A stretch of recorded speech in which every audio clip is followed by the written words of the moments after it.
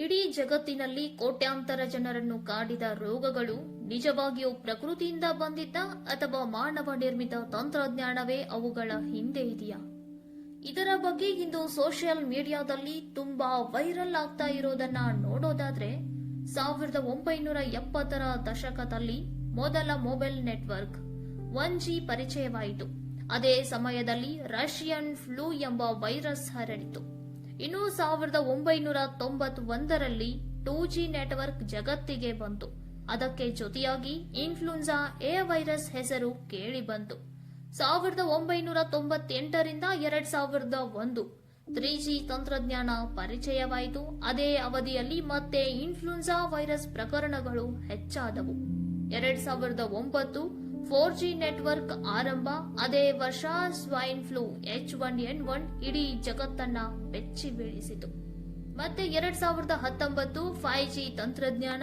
ಅದೇ ಸಮಯದಲ್ಲಿ ಮಾನವ ಇತಿಹಾಸದ ಅತಿ ದೊಡ್ಡ ಮಹಾಮಾರಿ ಕೋವಿಡ್-19. ಇದನ್ನೆಲ್ಲ ನೋಡಿದ ಮೇಲೆ ಒಂದು ಸಹಜವಾಗಿ ಪ್ರಶ್ನೆ ಹುಟ್ಟುತ್ತದೆ. Network ಬಂದಾಗಲೆಲ್ಲ virus ಬರುತ್ತಿದೆಯಾ? 4G ಕಾರಣದಿಂದ ಸ್ವೈನ್ ಫ್ಲೂ ಬಂತ? 5G ಕಾರಣದಿಂದ ಕರೋನಾ ಹರಡಿತ? ಇದು ಕೇವಲ ಕೋಇನ್ಸಿಡೆಂಟಾ ಅಥವಾ ಇದರ ಹಿಂದೆ ನಾವು ಕಾಣದ ಯಾವುದೋ ಅಪಾಯಕಾರಿ ಸತ್ಯ ಇದೆಯಾ? ಇದೆಲ್ಲವನ್ನ ಈ ವಿಡಿಯೋದಲ್ಲಿ ನೋಡ್ತಾ ಹೋಗೋಣ ಬನ್ನಿ. ರೋಗಗಳು ಹೇಗೆ ಬರುತ್ತವೆ? ಮೊದಲು ಇದನ್ನು ಅರ್ಥ ಮಾಡಿಕೊಳ್ಳೋಣ. ರೋಗಗಳು ಬರೋದು ವೈರಸ್ ಮೂಲಕ, ಬ್ಯಾಕ್ಟೀರಿಯಾ ಮೂಲಕ, ಅಶುದ್ಧ ನೀರು, ಕೆಟ್ಟ ಆಹಾರ, ಸ್ವಚ್ಛತೆಯ ಕೊರತೆ ಇದ್ದಲ್ಲಿ. ವೈರಸ್ ಜೀವ ಇರುವ ಅತಿ ಸೂಕ್ಷ್ಮ ಜೀವಾಣು. ಉಸಿರಾಟ, ಸ್ಪರ್ಶದಿಂದ ಒಬ್ಬರಿಂದ ಮತ್ತೊಬ್ಬರಿಗೆ ಹರಡುತ್ತದೆ. ಇನ್ನು ನೆಟ್ವರ್ಕ್ ಅಂದ್ರೆ 1G ಇಂದ 5G ವರೆಗೆ ಎಲ್ಲಾ ನೆಟ್ವರ್ಕ್ಗಳು ಬಳಸೋದು ರೇಡಿಯೋ ತರಂಗಗಳು. ಇವು DNA ಹಾನಿ ಮಾಡಲ್ಲ, ಜೀವವಿಲ್ಲದ ತರಂಗ. ಹಾಗಾಗಿ ಜೀವ ಅಥವಾ ವೈರಸ್ ಸೃಷ್ಟಿ ಮಾಡೋ ಯಾವುದೇ ಶಕ್ತಿ ಇರಲ್ಲ. ಒಟ್ಟಾರೆಯಾಗಿ ಸಿಗ್ನಲ್ ಅಂದ್ರೆ ಎನರ್ಜಿ, ವೈರಸ್ ಅಂದ್ರೆ ಜೀವಾಣು. ಇವೆರಡೂ ಸಂಪೂರ್ಣ ಬೇರೆ ಬೇರೆ.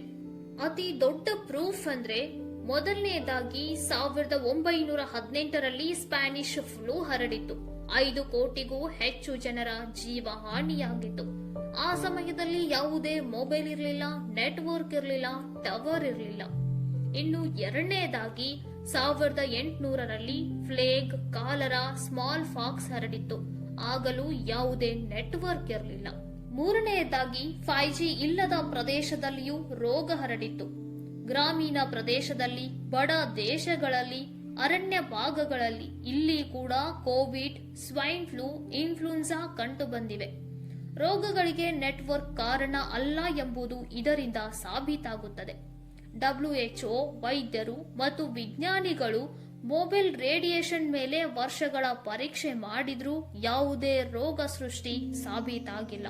ಹಾಗಾದ್ರೆ ಗೊಂದಲ ಏಕೆ ಹುಟ್ಟುತ್ತಿದೆ ಅಂತ ನೋಡೋದಾದ್ರೆ ಸೋಷಿಯಲ್ ಮೀಡಿಯಾದಲ್ಲಿ ಹರಿದಾಡ್ತಾ ಇರೋ ಊಹಾಪೋಹಗಳು. ನೆಟ್ವರ್ಕ್ ಪರಿಚಯವಾದ ಸಮಯದಲ್ಲೇ ವೈರಸ್ ಕಾಣಿಸಿಕೊಂಡಿದೆ ಅನ್ನೋದು ಕೇವಲ ಸಮಯದ ಹೊಂದಾಣಿಕೆ, ಅದು ವೈಜ್ಞಾನಿಕ ಕಾರಣ ಅಲ್ಲ. ಇಲ್ಲಿಯವರೆಗೆ ನಾವು ನೋಡಿದ ಎಲ್ಲಾ ವಿಚಾರಗಳಲ್ಲಿ ಒಂದು ವಿಷಯ ಸ್ಪಷ್ಟವಾಗಿ ಗೊತ್ತಾಗುತ್ತದೆ. ಮೊಬೈಲ್ ನೆಟ್ವರ್ಕ್ಗಳು ಯಾವುದೇ ರೋಗಗಳನ್ನ ಸೃಷ್ಟಿಸುವುದಿಲ್ಲ. ಈ ವಿಡಿಯೋ ನೋಡುವ ಮೊದಲು ನಿಮ್ಮ ಅಭಿಪ್ರಾಯ ಏನಾಗಿತ್ತು? ಈಗ ನಿಮ್ಮ ಅಭಿಪ್ರಾಯ ಏನು? ಕಮೆಂಟ್ ಬಾಕ್ಸ್ ನಲ್ಲಿ ಹಂಚಿಕೊಳ್ಳಿ. ಈ ರೀತಿಯ ಸತ್ಯಾಧಾರಿತ ಡಾಕ್ಯುಮೆಂಟರಿ ವಿಡಿಯೋಗಳಿಗಾಗಿ ಈಗಲೇ ನಮ್ಮ ಚಾನೆಲ್ ಸಬ್ಸ್ಕ್ರೈಬ್ ಮಾಡಿ. ಈ ವಿಡಿಯೋ ಲೈಕ್ ಆಗಿದ್ರೆ ಪ್ಲೀಸ್ ಲೈಕ್ ಮಾಡಿ. ಮತ್ತೆ ಸಿಗೋಣ ನೆಕ್ಸ್ಟ್ ವಿಡಿಯೋದಲ್ಲಿ. Stay shine. ನಮಸ್ತೆ.